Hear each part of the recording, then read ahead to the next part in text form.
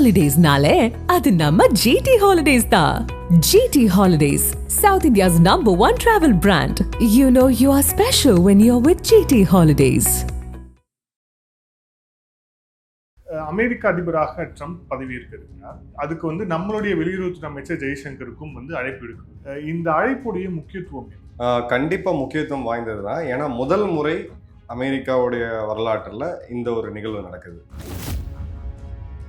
அதன் பிறகு Xi Jinping அவர்களையும் கூப்பிட்டாங்க, சைனா அதிபரையும் கூப்பிட்டாங்க. பட் அவர் போனாரு அப்படின்னா அவருடைய அந்த பிம்பம் அப்படின்றது கீழே போயிடும். ஆன் கால் ஆஃப் நீங்கள் யூஎஸ் பிரசிடென்ட் நீங்கள் போறீங்க, இது வரைக்கும் எந்த சீன அதிபரும் போனதில்லை அந்த மாதிரி. ஸோ அதை ரெஃப்யூஸ் பண்ணுறாங்க.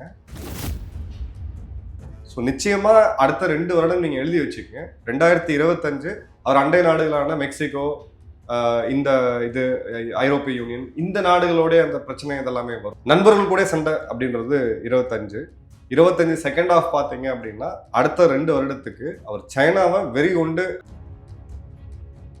ட்ரம்ப்புடைய நிர்வாகம் ஏதேனும் ஒரு மாற்றத்தை செய்யுமா? அதாவது அவங்க வந்த ஒரு 6 monthsல ஏதாவது நடக்கிறதுக்கான வாய்ப்பு இருக்கு? நிச்சயமா வாய்ப்பு இருக்கு. பங்களாதேஷ் அவங்க ப்ரையாரிட்டிலே கிடையாது. பங்களாதேஷ் நிச்சயமா நீங்க எழுதி வச்சுக்கணும், 1.5 மாத காலத்துக்குள்ள ஒரு மிகப்பெரிய மாற்றத்தை பங்களாதேஷ்ல நீங்க பாப்பீங்க. ஸோ இன்னும் ஒரு மாசம் கூட யூனிஸ் தாக்கு பிடிக்கிறது கஷ்டம், ரொம்ப கஷ்டம். ஏன்னா நீங்க சொன்னீங்க இப்ப எந்த நாடுமே தீவை விட்டு கொடுக்க மாட்டாங்க. பட் நம்ம கச்சத்தீவு அங்க கடவுளுக்கு தான் வெளிச்சம். எப்படி ஒரு தீவை எந்த நாடுமே விட்டு கொடுக்காத. நம்ம ஒரு 1/2 கிலோமீட்டர் ஸ்கொயர் கிலோமீட்டர் வெளியில் தெரிஞ்சாலே விஷயம். நீங்க மாலத்தை விட்டு நாளைக்கு ஒரு செக் கொடுங்க, $3 பில்லியன் உங்களோட கடன் எல்லாத்தையும் நாங்கள் அடைக்கிறோம், நீங்க தீவு கொடுக்க மாட்டேன். தீவுன்றது ஒரு நாட்டோடைய கேடயம். நீ வரக்கூடிய காலங்களில் இலங்கை மட்டும் கிடையாது, பங்களாதேஷா இருக்கட்டும், பாகிஸ்தானா இருக்கட்டும், எந்த ஒரு அரசுமே ஒரேடியா சைனா பக்கம் போனாங்கன்னா அந்த அரசு கவிழ்க்கப்படும். அதே மாதிரி அதே அரசாங்கம் ஒரேடியா அமெரிக்கா பக்கம் வந்தாலும் சைனா அதற்கு உண்டான வேலைகளை பண்ணும். ஸோ பாகிஸ்தான் பொறுத்த வரைக்கும் அமெரிக்காவுக்கு ஒரு தேவையற்ற நாடு. இனிமேல் அவங்க பணம்லாம் அதிகமாக ஸ்பெண்ட் பண்ண மாட்டாங்க. பட் பாகிஸ்தானோட தேவை எந்த அளவுக்கு அமெரிக்காவுக்கு இருக்கு அப்படின்னா, இந்தியாவை ரொம்ப வளரவிடாம பார்த்துக்கிற அளவுக்கு ஒரு நியூசன்ஸா, அந்த அளவுக்கு எவ்வளோ உயிர் தேவையோ, ஒரு ஆக்சிஜன் தேவையோ ஒரு பேஷண்ட்டுக்கு அந்த அளவுக்கு தான் அவங்க கொடுப்பாங்க. அதை தாண்டி அவங்களுக்கு பாகிஸ்தான் மேல எந்த இன்ட்ரெஸ்ட்டுமே கிடையாது. ஆதரணியர்களுக்கு அன்பு வணக்கம். இந்த சிறப்பு நேர்காணலில் நம்முடன் இணைந்திருக்கிறார் ஓய்வு பெற்ற இந்திய ராணுவ அதிகாரி, புவியரசியல் ஆய்வாளர் major Madan Kumar sir. Sir வணக்கம். வணக்கம் மேனோ. ஜெய்ஹிந்த். ஜெய்ஹிந்த் சார். அமெரிக்க அதிபராக ட்ரம்ப் பதவியேற்க இருக்கிறார். அதுக்கு நம்மளுடைய வெளியுறவுத்துறை அமைச்சர் ஜெய்சங்கருக்கும் அழைப்பு விடுக்கப்பட்டிருக்கிறது. இந்த அழைப்புடைய முக்கியத்துவம் என்ன? கண்டிப்பா முக்கியத்துவம் வாய்ந்தது தான். ஏன்னா முதல் முறை அமெரிக்காவுடைய வரலாற்றில் இந்த ஒரு நிகழ்வு நடக்குது. ஜென்ரலா அந்த நாட்டோடைய கலாச்சாரப்படி பார்த்தீங்க அப்படின்னா, அவங்களுடைய இன்டர்னல் கெஸ்ட், அங்கே இருக்கக்கூடிய திரைப்பட பிரபலத்தினர், முக்கியஸ்தர்கள், எலான் மஸ்க் போன்ற பெரிய பெரிய பிஸ்னஸ்மேன், இவங்களெல்லாம் கூப்பிடுவாங்க. அண்டை நாடுகள்னு சொல்லக்கூடிய கனடா, மெக்சிகோ, இந்த நாட்டோடைய தலைவர்கள் சில முறை அழைக்கப்பட்டிருக்காங்க. அதை தவிர எல்லா தூதரக அதிகாரிகள் அங்கே கூப்பிடப்படுவாங்க ஒரு அஃபிஷியல் இதுவாக. இந்த முறை அவர் இன்விடேஷன் எக்ஸ்டெண்ட் பண்ணியிருக்காங்க 2 மாதத்துக்கு முன்னாடி. இப்போ அவர் அமைய போகிற கேபினெட் அது மேகோ டீம் அப்படின்னு சொல்கிறாங்க, மேக் அமெரிக்கா கிரேட் அகைன் அப்படின்ட்டு. அதில் குறிப்பாக சவுத் ஏஷியாவை பார்க்கக்கூடிய முக்கியமான சில பேர் இருக்காங்க. அவங்க பிரதமர் மோடி அவர்களை இன்வைட் பண்ணணும் அப்படின்றது ஒரு இது. ஸோ அது அந்த இன்விடேஷன் அஃபிஷியலாக கொடுக்கப்பட்டுச்சா அப்படின்றத ஒன்றும் நமக்கு கிளாரிட்டி இல்லை. அதன் பிறகு ஷி ஜின்பிங் அவர்களையும் கூப்பிட்டாங்க, சைனா அதிபரையும் கூப்பிட்டாங்க. பட் அவர் போனார் அப்படின்னா அவருடைய அந்த பிம்பம் அப்படின்றது கீழே போயிடும். ஆன் கால் ஆஃப் நீங்கள் யூஎஸ் பிரசிடென்ட் நீங்கள் போகிறீங்க, இது வரைக்கும் எந்த சீன அதிபரும் போனதில்லை அந்த மாதிரி. ஸோ அதை ரெஃப்யூஸ் பண்ணுறாங்க. ஸோ மிச்ச சில பேர், உதாரணத்துக்கு மெலோனி அவர்கள், இத்தாலியோட பிரதமர், அர்ஜென்டினாவுடைய எதிர்கட்சி தலைவர், முன்னாள் பிரதமர், அதன் பிறகு பார்த்தீங்கன்னா பிரேசிலோடைய பிரதமர், இந்த மாதிரி ஒரு குரூப் ஆஃப் இவங்க போகிறாங்க. பட் அவங்க எல்லாத்துக்குமே ஒரு காமனான விஷயம்னா அந்தந்த நாட்டில் அவங்க ஒரு வடதுசாரி தலைவர்களாக இருக்கிறாங்க. ஓகே. ஸோ அந்த ரைட் லீனிங் அப்படின்றது கிளீனாக தெரியுது. கடைசி நிமிஷத்தில் ஜெய்சங்கர் அவர்கள் கன்ஃபார்ம் பண்ணுறாங்க, நம்மளோட எம்இஏ தான் கண்டிப்பாக இன்வைட் 1.5 மாதம் முன்னாடியே வந்திருக்கும். இப்போது ஜெய்சங்கர் அவர்கள் போய் அட்டன் பண்ணும்போது அந்த எம்இயோட ப்ரெஸ் ரிலீஸ் படிச்சிங்கன்னா, இந்த ஃபங்க்ஷன் நாங்கள் ஹானர் பண்ணுறோம், இன்விடேஷன் நாங்கள் ஹானர் பண்ணுறோம். 2வது மேகோ டீமில், அதாவது இவரோட கேபினெட்டில் இருக்கக்கூடிய சில முக்கியமான டிக்னிட்டரிஸை பார்த்து பேசுவோம்.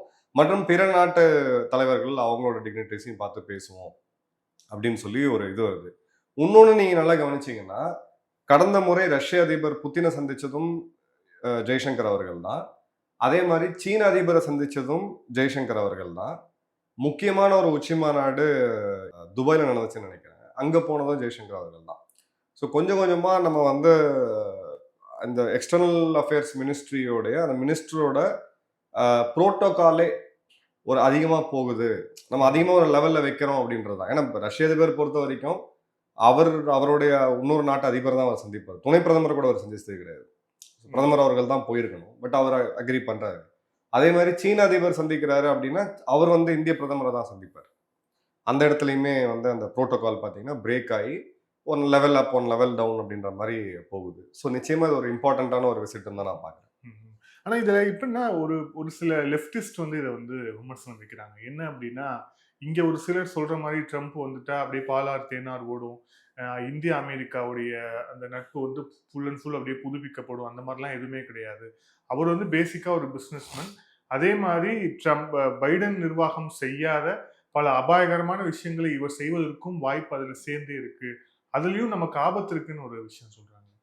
இல்ல, அவங்க சொல்ற ஒரு பார்ட் கரெக்ட் தான். அவர் ஒரு பிசினஸ் மேன் அப்படின்றது அவருடைய அந்த 4 வருடம் 16ல இருந்து 20 அந்த ஆட்சி காலத்தை பார்த்து சொல்றாங்க. பட் நீங்க அவருடைய டீப் அண்டர்ஸ்டாண்டிங் நீங்க நல்லா கவனிச்சீங்கன்னா, ஜஸ்ட் ஒரு 3 எக்ஸாம்பிள் சமயமாக பாருங்க. மெக்சிகோவை பத்தி அவர் பேசுனது, கனடாவை வந்து 51வது மாகாணமா நான் மாற்றி சேர்ப்பேன், கிரீன்லாண்டை வந்து நாங்கள் எடுத்துக்குவோம், பனாமா கேனல் வந்து நாங்கள் மீட்டெடுப்போம். இது 4மே நீங்க நல்லா கவனிச்சீங்கன்னா 4 இடத்துலையுமே இந்த 4 அரசாங்கங்கள் பனாமா, கனடா, மெக்சிகோ, அதே மாதிரி கிரீன்லாந்து. இப்போ கிரீன்லாந்து ஒரு பெரிய அரசாங்கம் கிடையாது, ஒரு 70,000 மக்கள் வாழக்கூடிய ஒரு சிறு நாடு தான். ஆனா அந்த நாட்டை கையில வச்சுட்டு இருக்கக்கூடிய டென்மார்க் பார்த்தீங்கன்னா ஒரு கடினமான சூழ்நிலை தான் இப்போ இருந்துகிட்டு இருக்கு. ஐரோப்பிய நாடுகள் எல்லாமே. கனடா அரசியல் தலைவர், அரசியல் ஸ்டெபிலிட்டியே எல்லாமே இன்னைக்கு ஒரு நிலைமையில் இருக்கிறத பார்க்குறோம். ஸோ அவர் வீக்கா இருக்கக்கூடிய அவருடைய நண்பர்களையே சைக்காலஜிக்கலா அவரே நேரடியா இறங்கி அவங்க வந்து ஒரு மன ரீதியா ஒரு உளவியல் ரீதியா அவங்கள வீக் பண்ணி நீ ஒண்ணுமே இல்லாத அப்படின்ற மாதிரி காமிச்சிட்டு அப்புறம் அவர் பேச்சுவார்த்தையில அவர் தேவையானதை அவர் எடுத்துக்கிறார், இந்த நெகோசியேஷன் பண்ணி அதை எடுத்துக்கிறார். ஜென்ரலா என்ன பண்ணுவாங்க, பைடன் என்ன அந்த டெமோக்ராட்டிக்கே உண்டான ஸ்டாம்ப் என்னன்னு பாத்தீங்கன்னா, இந்தியாவை பத்தி வாஷிங்டன் போஸ்ட் விட்டு எழுத விடுவாங்க. இங்க சர்வாதிகாரிய ஆட்சி நடக்குது, ஏழ்மை அதிகமா இருக்கு, இது மாதிரி சிறுபான்மையினர் பாதுகாப்பு இல்லை, பொருளாதார வீழ்ச்சி இருக்குது, அந்த மாதிரி ஒரு 4-5 இது ஒரு ஆர்டிக்கல் வரும். பிறகு இங்க இருக்கக்கூடிய சில அமைப்புகளை விட்டு போராட்டங்கள்லாம் நடத்துவாங்க. சிஏ பார்த்தீங்கன்னா ட்ரம்ப் அவர்கள் வரும்போது அதே இப்போ ட்ரம்ப் டெல்லியில் ஒரு பாட்டில் இருக்கும்போது இன்னொரு பாட்டில் பார்த்தீங்கன்னா சிஏயோட போராட்டம் மிகப்பெரிய லெவலில் போயிட்டு இருந்துச்சு. அதே மாதிரி இங்கிருந்து பிரதமர் மோடி அவர்கள் ஸ்டேட் கெஸ்ட்டாக அங்கே போகும்போது, பைடன் அவர்கள் போகும்போது அந்த ஊடகங்கள் செய்திகள் பப்ளிஷ் பண்ணாங்க. இது பேசிக்கலாக அவங்களை ஒரு அன்கம்ஃபர்டபுளான ஒரு பொசிஷனுக்கு கொண்டு வந்து அதன் பிறகு நான் அவங்ககிட்ட பேச்சுவார்த்தை நடத்துறது. இது ஒரு ஜென்ரலாகவே எல்லாருமே பண்ணக்கூடிய ஒரு இதுதான். பட் இவர் அதை நேரடியாக பண்றாரு, இன்னும் அக்ரெசிவா பண்றாரு. பட் உள்ளுக்குள்ள நீங்க நல்லா கவனிச்சீங்கன்னா 14ல இருந்து 20 தான் உலகம் அமைதியா இருந்த காலம். ஆக்சுவலா போர் எதுவுமே இல்லாம இருந்துச்சு அந்த டைம்ல. பாத்தீங்கன்னா பெரிய லெவல்ல போர் எதுவுமே இல்லை. பட் அவருக்குன்னு ஒரு ஸ்டைல் இருக்கு, அதை மாற்ற முடியாது. ஹீஸ் ட்ரம்ப், அதை வந்து மாற்ற முடியாது. இப்போ பொருளாதார ரீதியா அவர் என்ன சொல்றாரு, சைனால இருந்து வரக்கூடிய பொருட்கள் எல்லாத்துக்கும் 60% வரை நான் இறக்குமதி வரை அறிமுகப்படுத்துவேன். மிச்சம் எல்லா partner countries which includes India, நம்ம நாட்டையும் சேர்த்து சொல்லுவாங்க, 20% வரைக்கும் நான் இன்க்ரீஸ் பண்ணுவேன் அப்படிங்கிறார். இப்போ இந்த மாதிரியான ஒரு கையை முறுக்கி பார்த்து நேரடியாக கோவப்படுறது. ஹார்லி டேவிட்சன்ற நிறுவனம் அவங்களுக்கு இங்கே நம்ம அனுமதி கொடுக்கல, அந்த டாக்ஸேஷன் இம்போர்ட்டட் பைக்ஸுக்கு நம்ம வரி அதிகமாக 140% வச்சிருந்தோம் அப்போ. பட் அப்பவுமே இந்தியா அசரல. ஸோ அவர் வந்து ஒரு நேரடியாக ஒரு இது பண்ணக்கூடிய ஒரு தன்மை இருந்தாலுமே அவர் பேச்சுவார்த்தைகள் மூலியமாக தான் எல்லாத்தையுமே தீர்க்கிறார். ஸோ அதுக்கு உண்டான ஒரு டோன் தான் அது.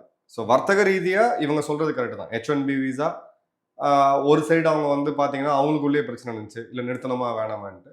நிறுத்தணும், வேண்டாம், இல்லை வேண்டாம், நிறுத்திட்டா இங்கே வந்து இது ஆகாது அப்படின்னு சொல்லிட்டு அவங்க இது பண்ணுறாங்க.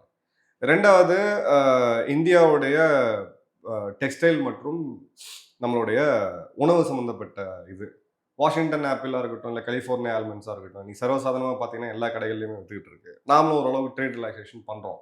பட் ட்ரேடை பொறுத்த வரைக்கும் டெஃபிஷியட் அப்படின்னு எடுத்தீங்கன்னா நம்ம அதிகமாக ஏற்றுமதி பண்ணுறோம், கம்மியாக இறக்குமதி பண்ணுறோம், நம்ம ஃபேவரபுளாக தான் இருக்குது. ஆனால் ட்ரம்ப்புக்கு இது ப்ரையாரிட்டி கிடையாது. ட்ரம்ப்புக்கு ப்ரையாரிட்டி வந்து சைனா. ம்.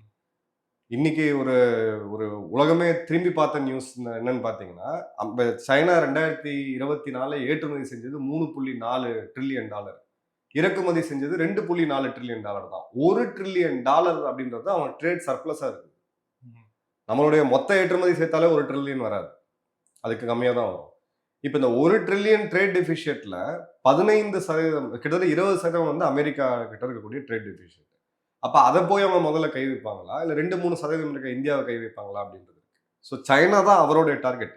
இன்ஃபேக்ட் சைனாவை அவர் ஒரு எக்ஸ்டர்னல் எனிமியா தேர்தல் வாக்குறுதியில் அவர் வச்சாரு. தேர்தல் பிரச்சாரத்துல நம்மளுடைய எதிரி யாரு அப்படின்ற போது ரஷ்யாவை சொல்லல அவர். சைனா தான் நம்மளுடைய எதிரி. சைனாவுடைய இந்த கூட்ஸ் இந்த ட்ரேட்ல நம்ம காணாம போயிடுவோம். அமெரிக்க நிறுவனங்கள் அழிஞ்சு போயிட்டு இருக்கு அப்படின்ற அந்த இதெல்லாம் வச்சிருந்தாரு. ஸோ நிச்சயமா அடுத்த 2 வருடம் நீங்க எழுதி வச்சுக்கோங்க. 2025 அவர் அண்டை நாடுகளான மெக்சிகோ, இந்த இது ஐரோப்பிய யூனியன், இந்த நாடுகளோட அந்த பிரச்சனை இதெல்லாமே வரும். நேட்டோல இருந்து எல்லா இடத்துலையுமே பிரச்சனைகள் வர்றதுக்கான வாய்ப்புகள் இருக்கு, நிச்சயமா இருக்கு. நண்பர்கள் கூட சண்டை அப்படின்றது 25 செகண்ட் ஆஃப் பார்த்தீங்க அப்படின்னா அடுத்த 2 வருடத்துக்கு அவர் சைனாவை வெறி கொண்டு அமெரிக்காவுடைய அந்த இது இப்போ பைடனும் பண்ணிட்டு இருக்காங்க, இல்லைன்னு கிடையாது. அவங்களுமே சாங்ஷன்ஸ் நிறைய கொண்டு வந்தாங்க, எல்லாம் பண்ணாங்க. ஆனால் அது சும்மா சைலண்டா இருக்கு, ஒரு பெரிய லெவல்ல வெளியில தெரியாது. இவர் ரொம்ப சைனா அக்ரெசிவா போகாது. இல்ல அது வந்து வெறும் ஒரு வர்த்தக போர், ஒரு ட்ரேட் வார் அப்படிங்கிற மாதிரி சொல்லி நிக்குமா? இல்லைன்னா இப்ப நம்ம தாய்வான் பாக்குறோம். ஸோ அங்க வந்து ஒரு நேரடியான இதுக்கும் நேரடியான அந்த எஸ்கலேஷனுக்கும் வாய்ப்பு இருக்குன்னு நினைக்கிறேன். இல்ல தாய்வான் எஸ்கலேஷனை சைனா இப்ப பண்ண மாட்டாங்க. ஏன்னா ட்ரம்ப்பை ப்ரெடிக்ட் பண்றது ரொம்ப ஒரு கஷ்டமான விஷயம். இப்ப இவங்களுக்கு ட்ரேட் வார் எந்த அளவுக்கு இவங்களை பாதிக்குமோ அதுல 50% அது அமெரிக்காவையும் பாதிக்கும்.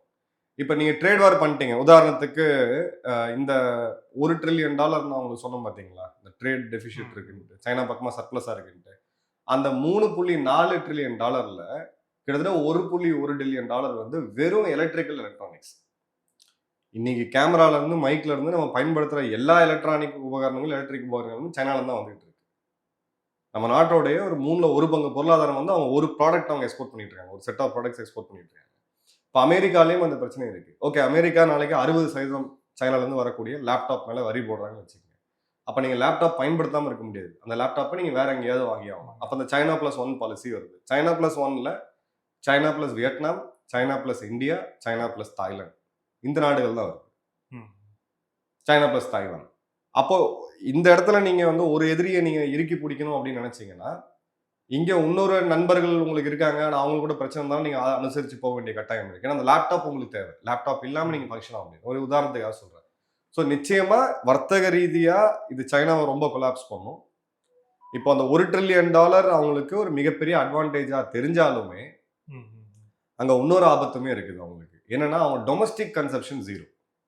அவங்க 4 வருஷமா ட்ரை பண்றாங்க, அவங்களால முடியல.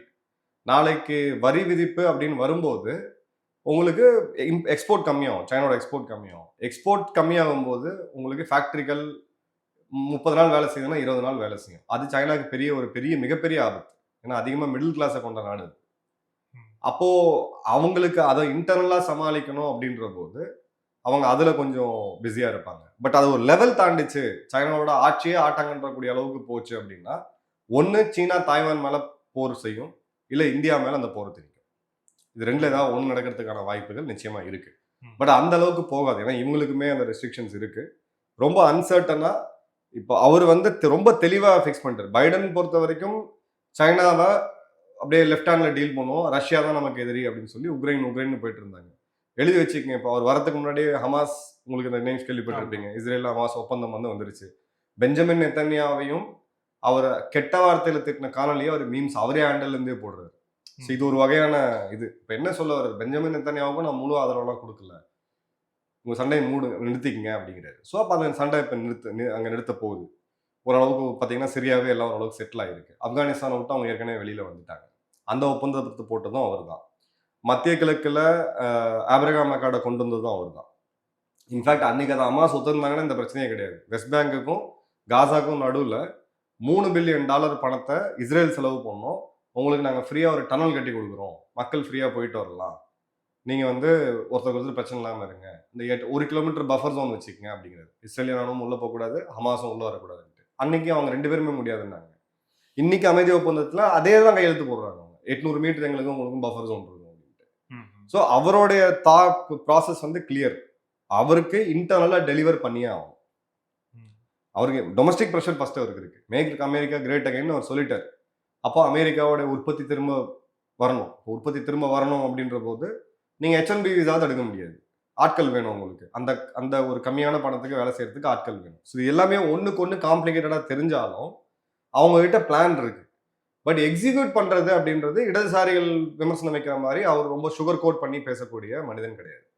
ஸோ அந்த வகையில் சைனாவும் இப்போ சைனாவுடைய முக்கியமான சில திங்க் டேங்க்ஸ் அவங்களுடைய கட்டுரைகள்லாம் நான் பார்க்கும்போது அவங்களும் பயந்து போய் தான் இருக்காங்க. இன்னும் அவங்களுக்குமே கிளாரிட்டி இல்லை. ஏன்னா உள்ளுக்குள்ள அவங்களுக்கு ஒரு மிகப்பெரிய கம்யூனிஸ்ட் அரசாங்கம் மிகப்பெரிய பிரச்சனை இருக்கு. ஸோ அந்த இடத்துல பார்த்தீங்கன்னா ஒரு மாதிரி அன்சர்டனா யாராலையுமே வந்து இதுதான் நடக்கும் அப்படின்னு சொல்லவே முடியாது. இதெல்லாத்த விட பார்த்தீங்கன்னா புதின் அமெரிக்காட்ட அதிபர்கிட்ட பேசணும் அப்படின்னு சொல்லியிருக்காரு. இப்ப நாளைக்கு அவங்க பேசி அவங்க சில அக்ரிமெண்ட்ஸ்ல ரஷ்யாவும் அமெரிக்காவும் எந்தெந்த காலகட்டங்கள் எல்லாம் ஒரே லைன்ல வந்திருக்காங்களோ அன்னைக்கு உலகத்துல வேற எந்த சக்தியுமே வர முடியாத அளவுக்கு அவங்க பண்ணியிருக்காங்க. ஸோ அதுவுமே இருக்கு. ரொம்ப காம்ப்ளெக்ஸான ஒரு டைனமிக்ஸ். வெயிட் பண்ணி பார்ப்போம். ஸோ அப்போ சைனாவை கவுண்டர் பண்றதுக்கு ரஷ்யாவும் அமெரிக்காவும் ஒரே லைன் எடுக்க கூட வாய்ப்பு இருக்கு சில முக்கியமான இடங்கள். ஆனா ரஷ்யா எப்படி இதுக்கு ஒத்துக்கும்? ரஷ்யா ஒத்துக்குமா? ஒரு எக்ஸாம்பிள் சொல்றேன் உங்களுக்கு. 70களில் 65 70 அந்த காலகட்டங்கள்ல சைனா வந்து அணு ஆயுதத்தை தயாரிக்கிறாங்க. அதுக்கான சோதனையை வந்து அவங்களோட கிழக்கு பகுதியில் மேற்கு, அதாவது அவங்களுடைய மேற்கு, தென்மேற்கு, வடமேற்கு அப்படின்றது ஷிங்ஜியாங் இப்போ நம்ம எல்லையில் அங்கே சோதிக்கணும் அப்படின்ற போது அன்னைக்கு சோவியத் உளவுத்துறையான KGBக்கு அது தெரிய வருது. அப்ப இருந்த சோவியத் அரசாங்கம் என்ன பண்றாங்கன்னா இவங்க கிட்ட வரக்கூடாது அணு ஆயுதம் அப்படின்னு சொல்லிட்டு, அப்ப 2 நாடுகள்ட்ட தான் அணு ஆயுதம் இருந்துச்சு. ஒன்னு அமெரிக்கா, ஒன்னு சோவியத். இவங்க கிட்ட 3வது நாட்டை கூட வரக்கூடாது அப்படின்னு சொல்லிட்டு உடனடியா சீனா மேல ஒரு அணு ஆயுத தாக்குதல் நடத்துறதுக்கு ரஷ்யா ரெடியா இருந்தாங்க. அதற்குண்டான எதுவும் பண்ணாங்க. பட் தடுத்தது அமெரிக்கா.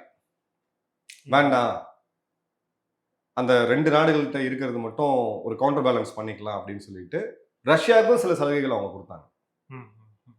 அலாஸ்கான்னு ஒரு பகுதி கேள்விப்பட்டிருக்காங்க. அது ரஷ்யாட்ட இருந்த பகுதி. ஆக்சுவலா ரஷ்யா தான் அமெரிக்கா கொடுத்தாங்க.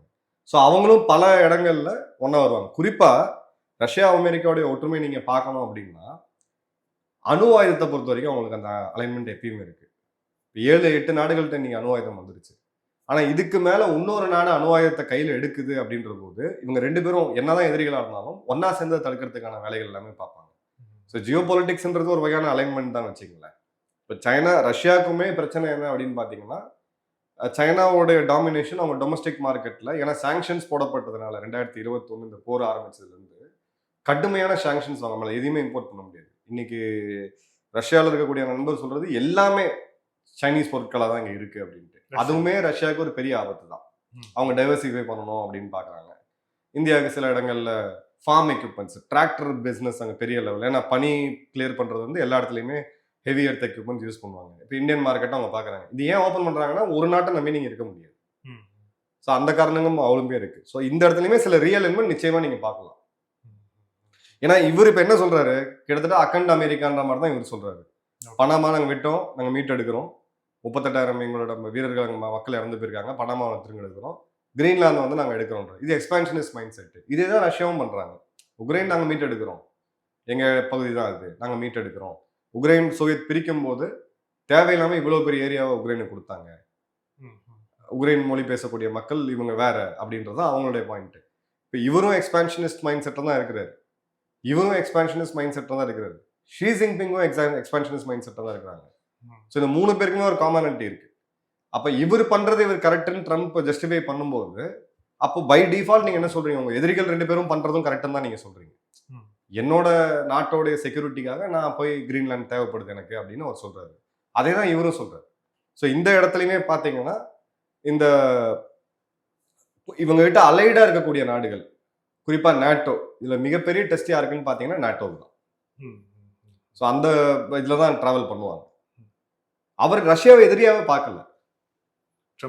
ஏன்னா அவருக்கு எதிராக வைக்கப்பட்ட விமர்சனமே அமெரிக்க தேர்தலில் பார்த்தீங்கன்னா ரஷ்யாவுடைய கைகூலி, ரஷ்யாவுடைய ஆதரவு பெற்று தான் தேர்தலை ஜெயிக்கிறார் இவரு அப்படின்ற மாதிரியான இதெல்லாம் வச்சாங்க.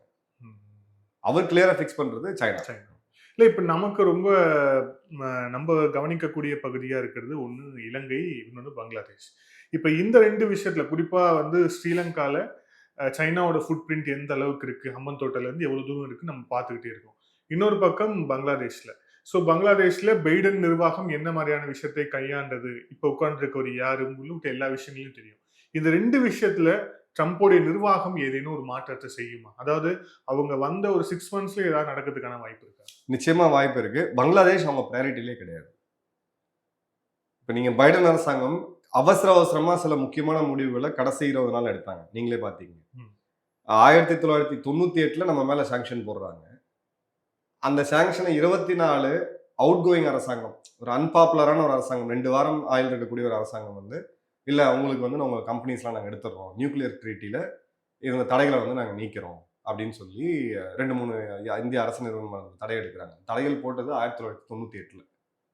இப்ப ஏதாவது ஒரு ஜியோ பொலிட்டிக்கல் சினாரியோ இருக்கு, இல்ல பிரதமர் அங்க போயிருக்காரு, ஏதோ ஒரு சம்மந்தப்படும் போது சம்மந்தமே இல்லாம அவங்களுடைய தேசிய பாதுகாப்பு ஜாக் சுலைமான் வந்து ஓவர் நைட்டிங் இந்தியாவில் அறிவிக்கிறதுக்கான காரணம் என்ன? ஸோ அவங்களுமே சில விண்டோஸை ஓப்பன் பண்றாங்க. ஜேக் சுலைமான் நீங்க வந்துட்டு போறாரு.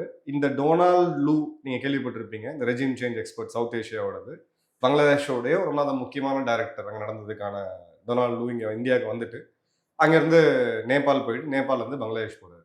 அப்போ பங்களாதேஷ் போகும்போது முதல்ல அவங்க யூனிஸ் வச்ச கோரிக்கை என்னன்னா, எங்களுக்கு பணம் வேணும், $1 பில்லியன் எங்களுக்கு கொடுக்கணும். $1 இது வரைக்கும் ரிலீஸ் பண்ணல. அதே மாதிரி உக்ரைனுக்கு நல்லா கவனிங்க, கிட்டத்தட்ட $50 பில்லியன் ரிலீஸ் பண்ணாங்க. தாலிபான்களுக்கு அவங்க பணம் ரிலீஸ் பண்ணிருக்காங்க, $800 மில்லியன். ஆமா, பைடன் கவர்மெண்ட் வந்து அவசரமா ரிலீஸ் பண்றாங்க.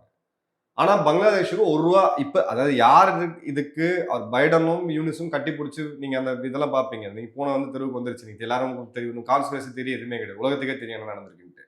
ஆனா இப்பவே அந்த ஆதரவு இல்லை. ட்ரம்ப் இருக்கும்போது நீங்க என்ன இருக்கு நிலைமை இருக்குன்னு யோசிச்சு பாருங்க. ஏன்னா ஹிலாரி கிளின்டன் ஃபவுண்டேஷனுக்கு ட்ரம்ப் முதல் முறையா போட்டி போடும்போது அவருக்கு எதிராக போட்டி போட்டது ஹிலாரி கிளின்டன். ஹிலாரி கிளின்டன் ஃபவுண்டேஷனுக்கு அதிகமான நிதியுதவி செய்தது வந்து கிராமீன் அமெரிக்கா யாரோடது? யூனிஸ். அது அவங்களுடைய பணம் தான். கிளின்டன் ஃபவுண்டேஷன் வந்து ஒரு மணி லாண்டரிங் பண்ணி தான் பணம் உள்ள வருதுன்ற குற்றச்சாட்டை அன்னைக்கே வச்சாங்க. கடுமையா எதிர்க்கக்கூடியவர் யூனிஸ் வந்து. ஆனா யூனிஸ் எதிர்க்கக்கூடிய அளவுக்கு இவர் சின்ன ஆள் கிடையாது, ரொம்பவும் பெரியவர்கள் இருக்கக்கூடிய உலகத்தோட சர்வ வல்லமை படுத்த ஒரு மனிதரை நம்ம சொல்லலாம். ஸோ பங்களாதேஷ் நிச்சயமா நீங்க எழுதி வச்சுக்கணும், 1.5 மாத காலத்துக்குள்ள இவர் மிகப்பெரிய மாற்றத்தை பங்களாதேஷ்ல நீங்க பாப்பீங்க. ஸோ இன்னும் ஒரு மாசம் கூட யூனிஸ் தாக்கு பிடிக்கிறது கஷ்டம், ரொம்ப கஷ்டம், ரொம்ப கஷ்டம். உள்ளுக்குள்ள இருக்க சூழ்நிலைகளே சரியா இல்லை. நமக்கு இருக்கக்கூடிய சில இன்ஃபர்மேஷன் பார்த்தீங்க அப்படின்னா, யூனிஸ்க்கு ஐரோப்பாவில் ஏதாவது ஒரு நாட்டில் ஒரு சேஃப் எக்ஸிட் கொடுத்து வெளியில போறதுக்கான வாய்ப்புகள் தான் ரொம்ப அதிகமா இருக்கு. ட்ரம்புக்கு பங்களாதேஷ் ப்ரையாரிட்டியே கிடையாது. எல்லாரும் சென்ட் மார்டின் தீவுன்றது எஸ், அது ஒரு பாட்டுன்னு வச்சுக்கோங்க. 2 ஸ்கொயர் கிலோமீட்டர். இந்த 2 ஸ்கொயர் கிலோமீட்டரை அமெரிக்காவுடைய ஒரு விமானம் தாங்கிய போர்க்கப்பலாம் நீங்க பாருங்க, 1 லட்சம் கோடி அதோட மதிப்பு. ஒரு விமானம் தாங்கிய போர்க்கப்பல் அமெரிக்காட்ட இருக்கிறது 1 லட்சம் கோடி, அந்த கணக்கு வச்சுக்கோங்க. ஸோ இந்த தீவுக்கு பதிலாக அந்த கப்பல் எடுத்துட்டு போய் நிறுத்தி வச்சிட்டீங்க, அந்த தீவில் இருக்கக்கூடிய எல்லா வேலையும் அந்த கப்பல் வந்து செய்ய போகுது. அதுதான் அமெரிக்காவுடைய ராணுவ வலிமை. பட் அவங்க அந்த ஐலாண்ட்ஸை எப்பயுமே டார்கெட் பண்ணுவாங்க. இன்னைக்கும் பார்த்தீங்கன்னா ரீயூனியன் ஐலாண்ட் நீங்க கேள்விப்பட்டிருப்பீங்க, அதை வந்து மொரிஷியஸ்க்கு வாங்கி கொடுத்தது ஒரு சில முக்கியமான தீவுகள் இருக்கு, பிரிட்டிஷ் இந்தியன் ஓஷன் டெரிட்டரி அப்படின்னு சொல்லிட்டு அதை வந்து நம்ம வாங்கி மொரிஷியஸ் கொடுத்தோம். ஆனால் அது லாங் லீஸ்ல திரும்பவும் அமெரிக்காக்கு போயிடுச்சு. பிரிட்டிஷ் அரசாங்கம் அமெரிக்காட்ட கொடுத்தது லீஸ் எக்ஸ்டெண்ட் பண்ணிக்கிட்டாங்க. ஸோ தீவுகள் அப்படின்றது நீங்க ஒரு விமானம் தாங்கிய போர்க்கப்பலா பாருங்க, எந்த நாடுமே வேணும் அப்படின்றத வந்து பார்க்கும். தீவுகளை எந்த நாட்டை கூட விட்டு கொடுத்துருவாங்க ஒழி, தீவுகளை யாரும் விட்டு கொடுக்க மாட்டாங்க. அதுதான் வந்து அதோட கேந்திர முக்கியத்துவம் அப்படின்றது. பட் அது மட்டுமே ரீசன் கிடையாது. அவங்க பண்ண அந்த ரெஜிம் சேஞ்ச் வந்து இந்தியாவை சேலஞ்ச் பண்றாங்க. இங்க டிஸ்டர்ப் பண்ணி விடுறோம் அப்படின்றது ஓப்பனா எல்லாருக்குமே தெரியும். 2024 தேர்தலில் அவங்களுடைய பார்ட்டிசிபேஷன் எந்த அளவுக்கு இருந்துச்சு, எந்த அளவுக்கு இன்ஃப்ளூயன்ஸ் பண்ணாங்க அப்படின்றதுலாம் இன்னும் கொஞ்சம் நாட்கள் எல்லாமே வெளியில வரும். ஸோ உங்களுக்கு பக்கத்துல இருக்கக்கூடிய இன்னொரு மிகப்பெரிய நாடு பங்களாதேஷ், நம்ம கூட ஒரு நல்ல நட்புல இருந்த நாடு, இன்னைக்கு 6 மாத காலத்துல எப்படி இருக்குன்னு பாருங்க. ஸோ இந்த ஷேக்கை பண்றது வந்து இந்தியாவுக்கு ஒரு வார்னிங், அதே சமயம் சைனாவுக்கும் ஒரு வார்னிங். சைனா, பங்களாதேஷ், இந்தியா பார்த்தீங்கன்னா ஷேக் ஹசீனா அவர்கள் டைம்ல 60% சைனா, 40% இந்தியா, இந்த மாதிரி தான் இன்ஃப்ளூயன்ஸ் இருந்துச்சு. அது திடீர்னு 50 ஆகும், அப்படி அந்த 50-40க்குள்ள போயிட்டே இருக்கும். இன்னைக்கு 2 நாடுகளுக்குமே சேலஞ்சஸ் இருக்கு.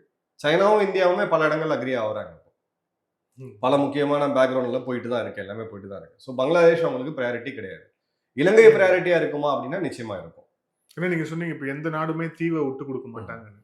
பட் நம்ம வந்து கச்சத்தீவு வந்து அங்க வந்து கடவுளுக்கு தான் வெளிச்சம். அது எப்படி வந்து ஒரு தீவை எந்த நாடுமே விட்டு விட்டு கொடுக்க கொடுக்காத நம்ம ஒரு குட்டி கச்சத்தீவு தீவு, அதாவது நீங்க மாலத்தீவுல இருக்கக்கூடிய ஒரு ஷால்னு சொல்லுவாங்க, சின்ன இடம் தான், கடலுக்குள்ள ஏற்கனவே போயிட்டு இருக்கு.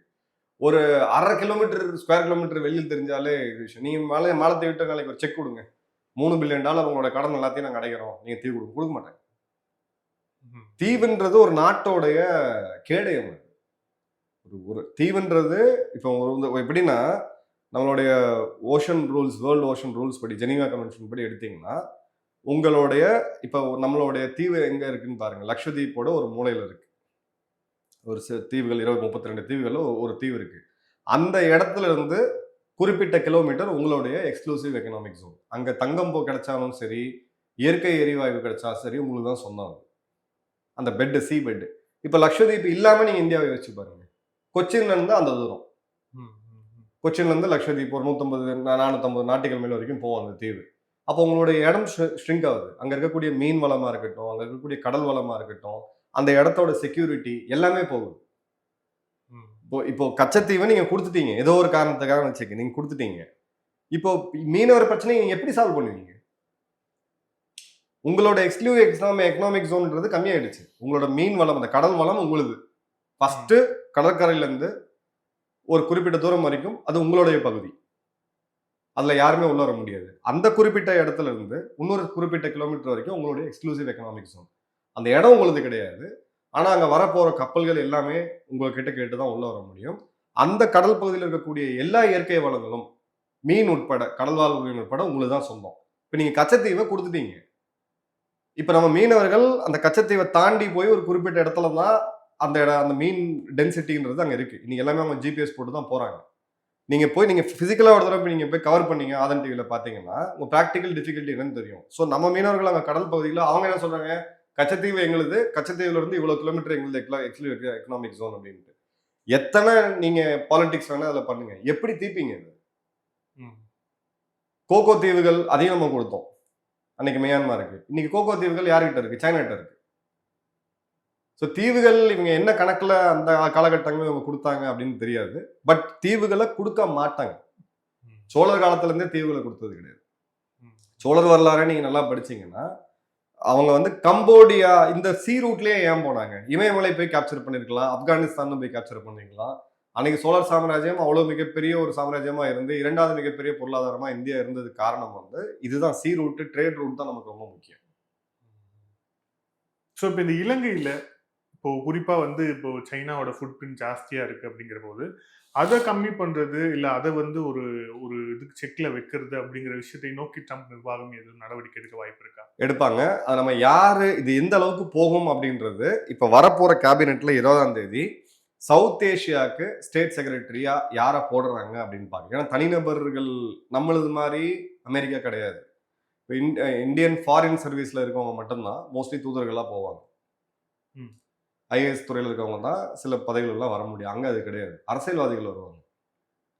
இப்போ இந்தியாவில் இருக்கக்கூடிய அமெரிக்க தூதர் வந்து அவர் அவங்களுடைய அட்மினிஸ்ட்ரேட்டிவ் சர்வீஸோ ஃபாரின் சர்வீஸ்ல இருந்தோ வரல. அவர் வந்து ஒரு அரசியல் பண்ணக்கூடிய ஒரு தலைவர். அதுதான் அமெரிக்காவுடைய பலம். அப்போ சவுத் ஏஷியாவை நல்லா தெரிஞ்ச ஒரு முக்கியமான ஆளா போடுவாங்க. அவங்க இது டெமோக்ராட்டிக் ரிப்பப்ளிக் பார்ட்டின்னு நம்ம சொன்னாலுமே, ரிப்பப்ளிக்லயே இப்போ இருக்கக்கூடிய அவரோட டீம் வந்து வலதுசாரிகள். இதை எதிர்த்து இருக்கவங்க நிறைய பேர் இருக்கிறாங்க. ஆனா அவருடைய லாயலிஸ்ட்ல நீங்க நிக்கி ஹாலியில் ஆரம்பிச்சு நீங்க வந்து துல்சி கவாட் வரைக்கும் பாருங்க, அவங்க எல்லாருமே ஒரு வலதுசாரி சிந்தனை இருக்கவங்கள தான் அவர் ஒரு டீமா ஃபார்ம் பண்ணியிருக்காரு. ஸோ இங்க 2 டிக் பாக்ஸ் இருக்கு அவரோட கேபினெட்ல. ஒன்னு திறமை, இன்னொன்னு வந்து நம்பிக்கை. அவர் நம்பிக்கை தான் ஃபர்ஸ்ட் டிக் பண்றாரு. அவரோட கேபினெட் லாயலிட்டி, அவரை பத்தி அவரோட கேபினெட்டை பத்தி வரக்கூடிய விமர்சனங்கள்லாம் நீங்க பாத்தீங்கன்னா அந்த அளவுக்கு மோசமா இருக்கு. அமெரிக்க ஊடகங்கள்ல ஒண்ணுமே தெரியாதவங்களை கொண்டு போய் நீங்க வந்து உளவுத்துறை சீஃபா போட்டிருக்கீங்க. துல்சி கபாட் அவங்க ராணுவத்துல இருந்தவங்க. அவங்க வந்து இன்னைக்கு ராணுவத்துல லெப்டினன்ட் கர்னலா இருந்த ஒரு அதிகாரி. ஆனா இன்னைக்கு சிஏல இருந்து எஃபிஐல இருந்து எல்லாருமே. பட் அவரை பொறுத்த வரைக்கும் உளவுத்துறைன்றது நம்பிக்கை தான். உளவுத்துறை இல்லாம ஒரு அரசன் செயல்பட முடியாது. ஸோ அப்ப ஏன் ஆள் அங்க இருக்கணும், அந்த அந்த இதுக்கு கிளியர் அஜெண்டா அப்படின்ற மாதிரி கொடுத்துருக்காரு.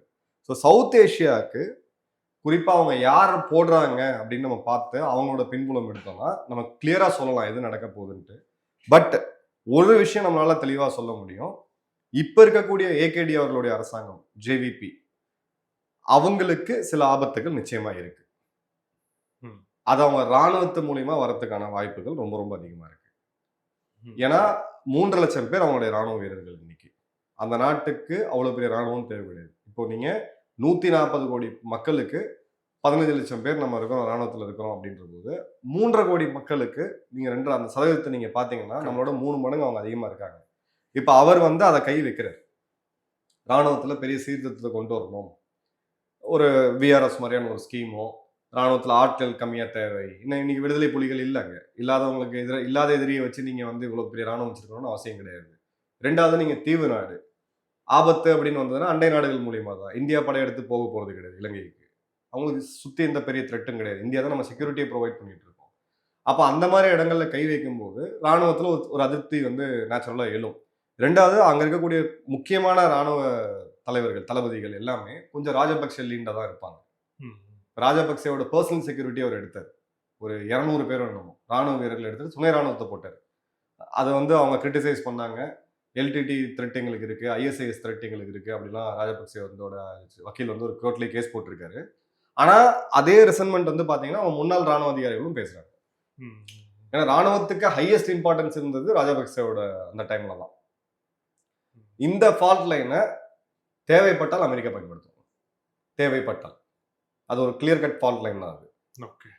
அது இவங்க எந்த அளவுக்கு சைனா லீனிங்கா போறாங்க அப்படின்ட்டு அதை அவர் எனக்கு தெரிஞ்சு ஏகேடி ஓரளவுக்கு பேலன்ஸ் பண்றாரு. அவரோட முதல் விசிட்ன்றது இந்தியா, இப்ப சைனா.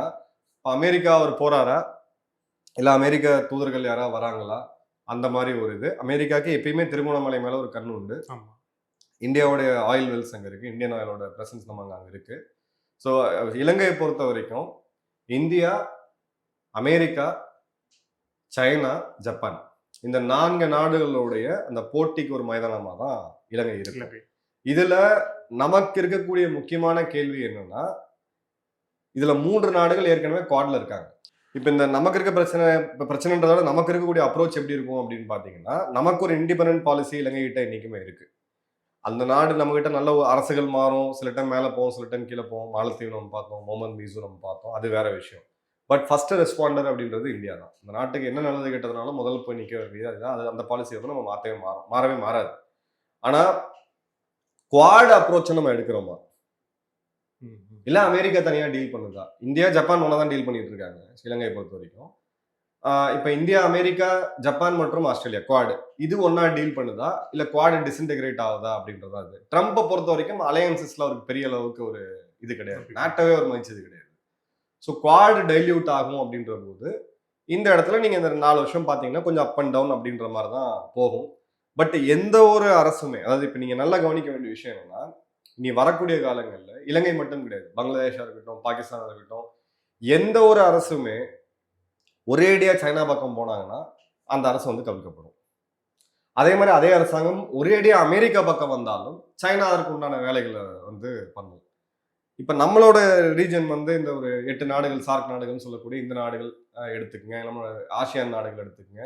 நமக்கு இந்தக்கு நடுவுல ஒரு சின்ன ஒரு பாதை இருக்கு. அந்த பாதையில தான் நம்ம போயிட்டு இருக்கோம். ஸோ அந்த பாதை தான் கரெக்ட்.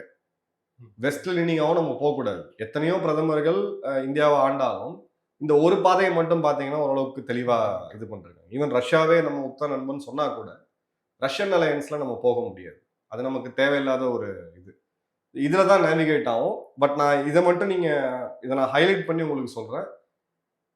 இவர் ஏகேடி அரசாங்கத்துக்கு இப்ப இருக்கக்கூடிய ஜேவிபி ஒரு அசுரப்ப பெரும்பான்மையில அவங்க இருக்கிறாங்க. அவங்களுக்கு நாளைக்கு அமெரிக்கா ஏதாவது ஒன்று பண்ணணும் அப்படின்னு அவங்க ரொம்ப சைனா லீனிங்கா போனாங்க, எவிடென்ட்டா தெரியுது அப்படின்ற பட்சத்துல நிச்சயமா அவங்க ராணுவம் மூலியமா ஒரு பிரச்சனை வரதுக்கு வாய்ப்புகள் இருக்கு. இந்த நேர்காணல் இறுதியான கேள்வி அண்ட் லாஸ்ட் நட், இதுல வந்து பாகிஸ்தான், குறிப்பா வந்து பாகிஸ்தானுடைய இந்த ட்ரம்போடைய ஃபர்ஸ்ட் ரெஜிம்லயே பாகிஸ்தானுக்கு கொடுக்கப்பட்டு வந்த அந்த நிதி எல்லாமே வந்து நிறுத்தப்பட்டு அது மிகப்பெரிய ஒரு பேசு பொருளா ஆனது. இப்ப இந்த அவருடைய இப்போ இந்த இதுல கூட வந்து அவங்களுக்கு அந்த அதிபராக பதவி இருக்கிறார் இல்லையா, அதுல கூட அவங்களுக்கு வந்து அழைப்பு விடுக்கப்பட்டிருக்கா அப்படின்னு வந்து தெரியல. அப்படி இருக்கும்போது பாகிஸ்தானோட அவங்களுடைய அமெரிக்காவுடைய டீல் பண்ற விதம்ங்கிறது எப்படி இருக்கும்? ஸோ வந்து குறிப்பா அப்ப நமக்கும் பிஓகேங்கிறது ஒரு பெரிய கன்சர்னா இருக்கு அப்படிங்கிற போது அதை ஒட்டி நம்ம எதுவும் நகர்வுகளை வந்து இது ஒரு நல்ல டைம் நம்ம எடுத்து வைக்க வாய்ப்பு இருக்கா? அதாவது இப்போ நீங்க எடுத்தீங்க அப்படின்னா இந்த 4 வருடத்துல ஒரு இடத்துல நம்ம மிஸ் பண்ணிட்டோம். அதாவது ஏர்ஃபோர்ஸ் பொறுத்த வரைக்கும், விமானப்படையை பொறுத்த வரைக்கும் நம்ம ரொம்ப பின்தங்கி இருக்கிறோம். இது நிதர்சனமான உண்மை. விமானப்படை தளபதியே ஒரு ஒரு 2 வாரம் முன்னாடி, 1 வாரம் முன்னாடி கருத்தரங்கில் பேசும்போது 1980களில் ஆரம்பிக்கப்பட்ட தேஜஸ் 91ல் நீங்க இது பண்ணி 2005ல் ஃப்ளை பண்ணி 40 ஜெட்டு இது இன்னைக்கும் வரல. ஒரு சின்ன எக்ஸாம்பிள் சொல்றேன். உலகப்போர் 2 நடக்கும்போது ஜெர்மனி அவ்வளோ பெரிய சர்வ வல்லமை படுத்த ஒரு ராணுவத்தை வச்சுட்டு இருந்த ஜெர்மனி ஒரு வருஷத்துக்கு அவங்களுடைய ஒரு ஃபேக்டரி 100 விமானங்கள் செஞ்சாங்க. ஹெச்ஏஎல்லோடைய இப்போ சைனா பார்த்தீங்கன்னா ரஃபா ஒரு 100 to 200 விமானங்கள் அவங்க செய்கிறாங்க. அவங்க எல்லா ப்ரொடக்ஷன் கெப்பாசிட்டிலாம் சேர்த்து. இப்போ நம்மளோட 5 மடங்கு பெரிய பொருளாதாரம். ஸோ நமக்கு வந்து ஒரு 30 நம்ம செய்யக்கூடிய தகுதி வந்து நமக்கு இருக்கணும். ஹெச்ஏஎல் அவங்களுக்கு வச்சக்கூடிய டார்கெட்டு 18, அவங்க டெலிவர் பண்ணுறது 2. இப்போ பிஓகேக்கு நல்ல ஒரு ஆப்ஷன் நம்மகிட்ட இருக்கு. ட்ரம்ப் எக்ஸ்பேண்ட் பண்றாரு, நான் தான் சொல்றேன். ட்ரம்ப் எக்ஸ்பேண்ட் பண்றாரு, நாட் எக்ஸ்பேண்ட் பண்றாரு. பனாமாவை நான் மீட் எடுப்பேன் அப்படின்னு சொல்றதுக்கும் பிஓகேவை மீட் எடுப்பேன்னு பிரதமர் மோடி சொல்றதுக்கும் டிஃபரன்ஸே கிடையாது. ஏன்னா பணமா அவங்க தான் கொடுத்தாங்க. அதுல 38,500 அமெரிக்கர்கள் கொல்லப்பட்டிருக்காங்க. இந்த கெனாலை வெட்டினது வந்து கடப்பாரம் மண்வெட்டி வச்சு கையில் எடுத்தாங்க. அதுல மலேரியா வந்து அந்த காலகட்டங்கள்ல 38,500 பேர் இறந்து போயிருக்காங்க. அவங்களுக்கு ஒரு நினைவகம் கூட இல்லை அப்படின்னு ட்ரம்ப் அவர்கள் பேசுறாரு. இப்போ அதே தான் நமக்கும் பிஓகே. ஆனா இன்னைக்கு நம்ம பிஓகே போய் கை வைக்கும்போது நமக்கு ஒரு வலிமையான படை வந்து தேவை. இப்போ இப்போ நம்ம வந்து தியேட்டர் கமாண்டை நோக்கி நம்ம போயிட்டு இருக்கோம். இன்னைக்கும் பாகிஸ்தானை நொறுக்க முடியும் நம்மளால. இப்போ பிஓகே எடுக்கிறதுக்கு என்ன கொடுக்க போறோம், என்ன விலையை கொடுக்க போறோம் அப்படின்ற ஒரு கேள்வி இருக்கு. காஸ்ட் பெனிஃபிட் அனாலிசிஸ் நம்ம பண்றோம். ஸோ அந்த பாயிண்ட்ல இப்போ பார்த்தீங்க அப்படின்னா பாகிஸ்தான் இதை வந்து கிளியரா ஐடென்டிஃபை பண்ணி பாகிஸ்தான் தான் பிச்சை எடுக்கக்கூடிய நிலைமையில இருந்துட்டு ராணுவ பட்ஜெட்டை கம்மி பண்ணாம பாகிஸ்தான் வந்து 5ஆம் தலைமுறை விமானத்தை வாங்குறாங்க.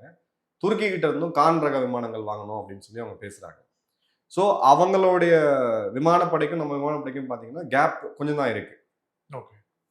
பட் விமானங்கள் மட்டுமே போர் முனை வந்து தீர்மானிக்காது, வேற விஷயம். நான் என்ன சொல்றேன்னா இன்னைக்கு சைனாவுடைய ராணுவம் எந்த மாதிரி இருக்கோ அது மாதிரி ஒரு நவீனமயமாக்கப்பட்ட முப்படைகள் நமக்கு இருந்தது அப்படின்னா பிஓகே நம்ம சண்டையை போடாம எடுத்துக்கலாம். இப்போ ஒரு சண்டை யுத்தம் செய்யறோம் அப்படின்ற போது நாட்டோட பொருளாதாரம் பின்தங்கி போகும். ஸோ அது நம்ம பொருளாதாரம் எப்படி இருக்கு, அரசியல் ஸ்திரத்தன்மை நமக்கு ஃபேவரா இருக்கு. அந்த மாதிரி ஒரு ஸ்திரமான அரசு இல்லாத போதே கார்கில நம்ம ஜெயிச்சு தான் வந்தோம். அப்படி ஒரு சோதனை வரும்போது இப்போ இதை வந்து ட்ரம்ப் இல்லை ஏதோ ஒரு நாடை வந்து பெருசா அழட்டிக்க போறது கிடையாது. ஏன்னா அதை விட பெரிய விஷயம் அங்கே நடந்துகிட்டு இருக்கு. உக்ரைன் நடந்துகிட்டு இருக்கு, சைனா ஒரு பக்கம் போயிட்டு இருக்கு. அப்போ உங்களுக்கு ஒரு நியாயமா எனக்கு ஒரு நியாயமா அப்படின்னு அந்த ஜியோ பொலிட்டிக்கல் சுச்சுவேஷன் நீங்க சொல்ற மாதிரி 100% ஃபேவரபிளா இருக்கு. பட் நாம அந்த அளவுக்கு என்ன விலையை கொடுக்க போறோம் அப்படின்றத அரசாங்கம் ஒரு தடவை கவனிக்கணும். ரெண்டாவது, பாகிஸ்தான் பொறுத்த வரைக்கும் அமெரிக்காவுக்கு பாகிஸ்தான் தேவை கிடையாது. குறிப்பா ட்ரம்ப் அவருக்கு தேவையே கிடையாது. ஏன்னா ஆப்கானிஸ்தானோடைய ரோல் இருக்க வரைக்கும் தான் பாகிஸ்தான் தேவைப்பட்டது. சோவியத் இது பே ஆஃப் பெங்கால் நோக்கி அரேபியன் சீ நோக்கி வரக்கூடாது அப்படின்றதுக்காக அந்த நாடே உருவாக்கப்பட்டுச்சு. ஸோ இதை தாண்டி அந்த ரெலவன்ஸ் வந்து எதுவுமே கிடையாது. இன்னைக்கு ட்ரம்ப் வந்து டாலர் எடுத்து ஃப்ரீயாலாம் கொடுக்க போறது கிடையாது. அன்லெஸ் ஆர் அன்டில் ஐஎஸ்ஐஎஸ் மாதிரி இயக்கங்கள் திரும்பவும் ஆப்கானிஸ்தான்ல உருவாகி தாலிபான்கள் பதவி தூக்கி அடிக்கப்பட்டு சிரியா மாதிரியான ஒரு சுச்சுவேஷன் ஆப்கானிஸ்தான்ல வந்துச்சு அப்படின்னா கூட இப்பவுமே அவங்க காசு கொடுத்து வேற ஆளுங்களை போய் ஃபைட் பண்ண சொல்லுவாங்க, இவங்க நேரடியாக ஃபைட் பண்ண மாட்டாங்க. அதெல்லாம் வந்து அவர் ரொம்ப தெளிவா இருக்கிறார்.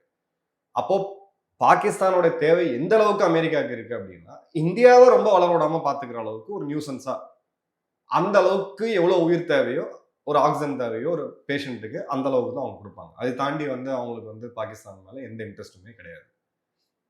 ரெண்டாவது, அவங்களுடைய இன்னொரு அப்ஜெக்டிவ் என்ன அப்படின்னு பாத்தீங்கன்னா இந்த பெல்ட் அண்ட் ரோடு இனிஷியேட்டிவ்ல சைனாவுடைய பெல்ட் அண்ட் ரோடு இனிஷியேட்டிவ்ல மிக முக்கியமான ப்ராஜெக்ட் இந்த ஃபிளாட் ப்ரொமோட்டர்ஸ்லாம் பார்த்தீங்கன்னா ஒரு வீட்டை மட்டும் பக்காவை ரெடி பண்ணி காப்பாங்க, அப்படி தான் வீடு இருக்கணும். அந்த மாதிரி ப்ராஜெக்ட் தான் CPEC, China Pakistan economic corridor. கோடிக்கணக்கான பணத்தை ஒன்வேவே போட்டுட்டே இருக்காங்க. அமெரிக்கா என்ன பண்ணாங்கன்னா அந்த பணத்தெல்லாம் போட விட்டாங்க. இப்போ அது எல்லாமே பார்த்தீங்கன்னா பலுச்சிஸ்தான் லிபரேஷன் ஆர்மி அவங்க கையில் ஒரு 4 மாவட்டம் இருக்கு. டிடிபி கையில் ஒரு 4 மாவட்டங்கள் இருக்கு. கிட்டத்தட்ட 10-12 மாவட்டங்கள் பாகிஸ்தானோட அரசோட கண்ட்ரோல்லே கிடையாது. இப்போ அந்த இன்வெஸ்ட்மெண்ட்ஸ் எல்லாமே அவங்க டார்கெட் பண்றது எல்லாமே சைனீஸ் இன்வெஸ்ட்மெண்ட், அவங்களுடைய கம்பெனிஸ் இதை தான் அவங்க டார்கெட் பண்ணிட்டு இருக்காங்க. ஸோ அந்த அந்த அளவுக்கு பாகிஸ்தான் வந்து வச்சுக்கிட்டு இருப்பாங்க. ப்ரோ சைனாவா போக கூடாது அப்படின்றது கிளியர் கட்டான மேண்டேட். இம்ரான்கான் ஜெயில் போய் 2 வருஷம் ஆச்சு. இப்போ அமெரிக்க ஊடகங்கள், யூகே சேர்ந்த ஊடகங்கள், அங்க இருக்கக்கூடிய செனட்டர்ஸ், எம்பிஸ்லாம் வந்து குரல் கொடுக்குறாங்க. நீங்க என்ன இந்த மாதிரி ஒரு தலைவரை வந்து பாப்புலர் தலைவரை விசாரணையே இல்லாமல் நீங்க எப்படி ராணுவ நீதிமன்றத்தில் எப்படி பண்ணுவீங்க? இவ்வளவு நாள் தெரியாதா? ஆட்சி மாற்றத்துக்கு அவங்க ரெடியா வராங்க. அவங்களுக்கு ஃபேவரா இம்ரான்கான் இருக்க போறாப்புல. அசிம் முனீர் ஒரு வித்தியாசமான ஒரு ராணுவ தளபதி, சைனா லேனிங்கா போயிட்டாப்புல. ஜென்ரலா பாத்தீங்கன்னா ஐஎஸ்ஐ என்னைக்குமே சிஏஓட நல்ல உறவுல இருக்கும். பாகிஸ்தான் ராணுவம் என்னைக்குமே அமெரிக்காவை ப்ரிஃபர் பண்ணுவாங்க. பாகிஸ்தான் அரசாங்கம் வந்து என்னைக்குமே சைனாவை ப்ரிஃபர் பண்ணுவாங்க. இதுதான் அவங்களோட ஜியோ பொலிட்டிக்கல் கேமா இருந்துச்சு. இன்னைக்கு பாகிஸ்தான் ராணுவமும் பாகிஸ்தானோட அரசாங்கமும் சைனாவோட இதுல அதிகமா இருக்கிறாங்க. சைனாவும் இன்ஃபேக்ட் அவங்க கூட ரொம்ப ஹாப்பியா இல்லை. பணம் திரும்ப எடுக்க முடியல அவங்களால. 216 ப்ராஜெக்ட்ல கிட்டத்தட்ட 36 ப்ராஜெக்ட் தான் சிபெக்ல ஆக்டிவா இருக்கு. ஸோ பாகிஸ்தான் பொறுத்த வரைக்கும் அமெரிக்காவுக்கு ஒரு தேவையற்ற நாடு. இனிமே அவங்க வந்து பணம்லாம் அதிகமாக ஸ்பெண்ட் பண்ண மாட்டாங்க. பட் இந்தியாவுடைய வளர்ச்சி, இந்தியாவுடைய கமிட்மெண்ட் வேணும் அப்படின்னா இன்னைக்கு ஒரு 3 லட்சம் வீரர்கள் நம்ம காஷ்மீர்ல வச்சிருக்கோம். நீங்க ஒரு பட்ஜெட்டா பாருங்க, பியூர் பட்ஜெட்டா பாருங்க. ஸோ அந்த கமிட்மெண்ட் இருந்துச்சு அப்படின்ற போது இந்தியாவை ஒரு மாதிரி லாக் பண்ணி வைக்க முடியும். அவங்க கிளியர் கட்டா அவங்களுடைய நீங்க ஓவராலா கொஞ்சம் லென்த்தியா இருந்தாலும் பதில் வந்து அமெரிக்கா என்ன நினைக்கிறாங்க இந்தியாவை பத்தின்ற பதில் நிறைய பேருக்கு நமக்கு தெரியாது. அவங்களுடைய திங்க் டேங்க்ஸ்ல நீங்க நல்லா கவனிச்சீங்கன்னா அவங்க என்ன சொல்றாங்கன்னா, இந்தியா சைனாவோட பாதையில இன்னொரு 40 வருடத்துல ஒரு மிகப்பெரிய நாடா இருக்கும். ஆனா சைனாட்ட நம்ம பண்ண தப்ப இந்தியாட்ட பண்ணக்கூடாது, நம்மள மீறி போயிடக்கூடாது. அந்த அளவுக்கு தட்டி வைங்க. 8% வளர்ச்சிலாம் இந்திய பொருளாதாரத்துல இருக்கக்கூடாது. 3, 4 ஒரு ஒரு மாதிரியான பொலிட்டிக்கல் கன்க்ளூஷன், ஸ்டேபிள் கவர்மெண்ட் இருக்கக்கூடாது. 90s திரும்ப எடுத்துட்டு போங்க. ஒரு 3-10 கட்சிகள் சேர்ந்த ஒரு அரசாங்கம். இந்த மாதிரியான ஒரு சூழ்நிலை இந்தியா வச்சுங்க. இந்தியா நட்பு நாடு தான், எந்த இதுவுமே கிடையாது. ஆனா நண்பர் நானோட பெருசா போயிடக்கூடாது. அதுதான் அவங்களுடைய திங்கிங். ஸோ அதுக்கு பாகிஸ்தான் எங்க தேவையோ அந்த அளவுக்கு அதை பயன்படுத்திக்கோ. நன்றி சார். பல்வேறு thank you sir. Thank you so much. நன்றி. ஜெயன்.